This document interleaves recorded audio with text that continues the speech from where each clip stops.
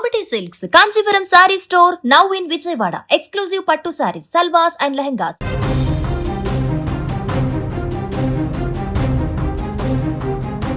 పల్నాడు పరువు హత్య కేసులో బిగ్ ట్విస్ట్ చోటు చేసుకుంది. కన్న తండ్రే బిడ్డని అత్యంత దారుణంగా హత్య చేసినటువంటి ఘటనలో తాజాగా మరొక అంశం బయటకు వచ్చింది.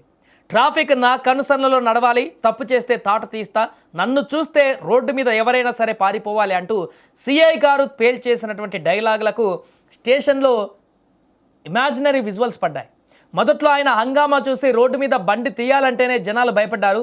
రూల్స్ బ్రేక్ చేసిన వాళ్ళందరికీ ఆయన ఒక యమధర్మరాజులా ఫీల్ అయ్యారు. దీంతో మాచర్ల ప్రజలు తమకు మంచి రోజులు వచ్చాయని సంబరపడ్డారు. చాలా రోజుల తర్వాత సరైన పోలీసుడు వచ్చాడంటూ కూడా సంతోషపడ్డారు. అక్కడ ఇక నేరాలు జీరో అయిపోతాయేమో అని ఆశపడ్డారు. కానీ సీన్ కట్ చేస్తే సిఐలోని అవినీతి అధికారి నిద్రలేచాడు.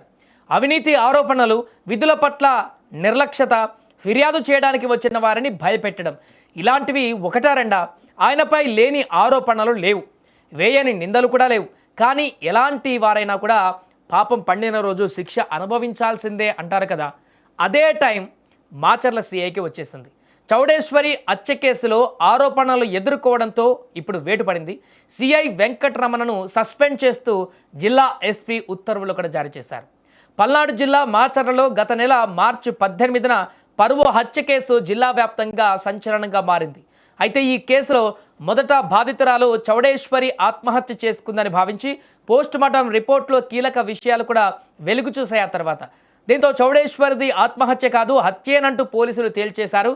అయితే ఈ కేసులో సస్పెండ్కు గురైనటువంటి మాచర్ల సిఐ వెంకటరమణ హస్తం ఉందని ఆరోపణలు వచ్చాయి. చౌడేశ్వరి పెద్దలను ఎదిరించి తను ప్రేమించినటువంటి వాడితో వెళ్ళిపోయింది. అయితే ఇదే కేసులో చౌడేశ్వరి తండ్రి చంద్రశ్రీను తన కూతురు కనిపించడం లేదంటూ మిస్సింగ్ కేసు నమోదు చేశాడు.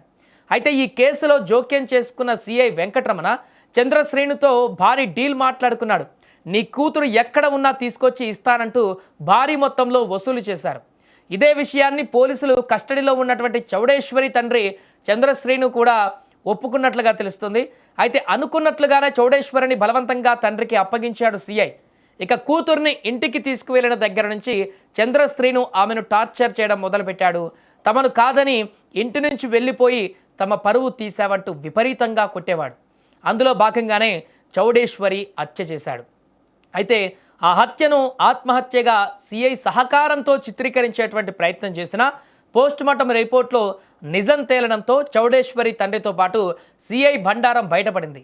దీంతో మాచర్ల టౌన్ సిఐ వెంకటరమణ పైన ఉన్నతాధికారులు చర్యలు తీసుకున్నారు.